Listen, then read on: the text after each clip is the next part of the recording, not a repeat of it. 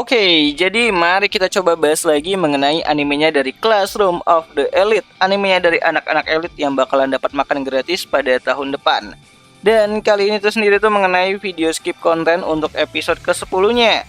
Ya, meskipun gak banyak yang di skip sih pada episode ke-10-nya sendiri, namun ya ada beberapa hal yang menarik nih untuk kita coba bahas. Nah, sebelumnya aku minta maaf dulu karena video kali ini tuh telat 1 hari ya. Harusnya kemarin malam itu udah naik, tapi ya baru kali ini bisa direcord ataupun direkam dan dibuat videonya. So, langsung aja lah, mari kita coba bahas hal-hal yang dilewatkan pada episode ke-10 barusan atau kemarin sih harusnya. Nah, awalnya kita udah dilihatin mengenai keadaannya dari si Hirata ya. Namun sebenarnya pada saat itu harusnya Horikita masih sibuk berdiskusi dengan anak-anak kelas mengenai 10 calon perlombaan yang akan diikuti oleh anak kelas A itu sendiri. Dimana dari ke-10 calon perlombaan itu ada 2 event perlombaan yang cukup sulit untuk dipahami. Dimana itu adalah event Go dan juga event catur. Nah, aku kurang tahu juga sih event Go ini tuh seperti apa karena di kelas C sendiri sekalipun hanya karakter seperti Miyamoto yang tahu event tersebut. Jadi kalau kalian itu penasaran dengan event tersebut ya coba deh kalian tanya sama si Miyamoto Soshi. Kali aja dia mau ngasih tahu. Nah, bagian dimana Ayano mulai ingin menonjol di sini juga dihilangkan ya, dimana pada saat itu Ayano harusnya mengatakan kalau ia cukup mahir dalam permainan catur, ya setidaknya ia cukup paham mengenai aturan yang ada pada permainan catur itu sendiri. Namun bagian itu malah di skip dan langsung masuk ke adegan Yukimura dan Horikita sedang berdiskusi untuk mengajak si Katsuragi ke pihak mereka. Nah, adegan yang berbeda juga ditampilin ya pada episode kali ini, dimana harusnya Horikita yang menelepon Ayano untuk makan malam. Harusnya tuh Ayano tuh berada di kamarnya dan sedang mencoba untuk memasak sop. Namun di animenya sendiri itu dirubah, jadi di tempat penyedia makan cepat saji ya, Ayano Koji ini tuh mau beli makanan ditelepon Horikita buat makan malam bareng dirinya di kamarnya si Horikita. Bahkan percakapan mengenai Sudo juga dilupakan ya oleh Ayano dan juga Horikita saat makan malam. Saat bener nih si Sudo itu sendiri. Jangankan soal pembicaraannya si Sudo, pembicaraan mengenai Manabu di acara makan malam tersebut juga dihilangkan ataupun di skip ataupun dilewati. Ya mungkin nggak perlu dijelaskan lagi ya gitu kan alasan kenapa Horikita ini tuh mau belajar masak dan ingin hidup mandiri seperti kakaknya waktu masuk ke sekolah elit tersebut.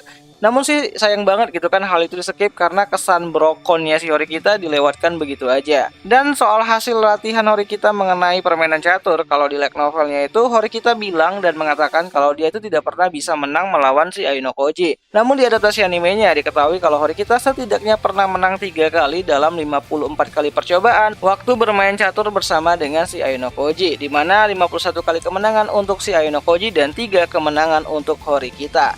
Ya, aku nggak tahu ya apakah ini 3 kemenangan Horikita adalah sebagai contoh yang diberikan Ayano Koji kalau pengen menang, atau emang Horikita sempat menang melawan Ayano Koji meskipun cuma 3 kali doang dalam 54 kali percobaan. Entahlah, coba kalian tulis pendapat kalian itu di kolom komentar, siapa tahu menarik. Ditambah lagi hal ini juga bisa merujuk kepada foreshadowing ya gitu kan untuk cerita kedepannya yang mana Ayano akan merasakan kekalahan dari Arisu. Meskipun saat itu ia dicurangi oleh si Pak Kepsek Tsukishiro. Menarik nih kalau Ayano Koji versi anime ditunjuki tidak sesempurna apa yang ada di light novelnya. Nah, adegan lain yang di skip ataupun dilewatkan pada episode ke-10 itu sendiri adalah mengenai pembicaraannya Ayano Koji dan juga Koenji ya. Ya, jadi adegan ini tuh berada setelah si Koenji ini tuh ribut sama si Hirata mengenai Michan yang didorong jatuh sama si Hirata. Ya, kita tahu ya kalau Ayano Koji dan Koenji itu jarang banget ngobrol berdua, dan di episode ke-10 kali ini tuh juga hal tersebut itu dipotong ataupun dilewatkan. Padahal itu adalah momen langka gitu kan, dimana pembicaraan itu sendiri terjadi setelah Koenji ini tuh selesai mengantarkan Michan ke depan asrama wanita. Dimana saat ngantorin tersebut si Ayano ini tuh juga ikut. Dan disinilah Ayano nanyain kenapa Koenji ini tuh berbuat seperti itu kepada si Hirata. Dimana Koenji bilang kalau ia cuman gak suka lihat lalat kayak Hirata berada di kelasnya.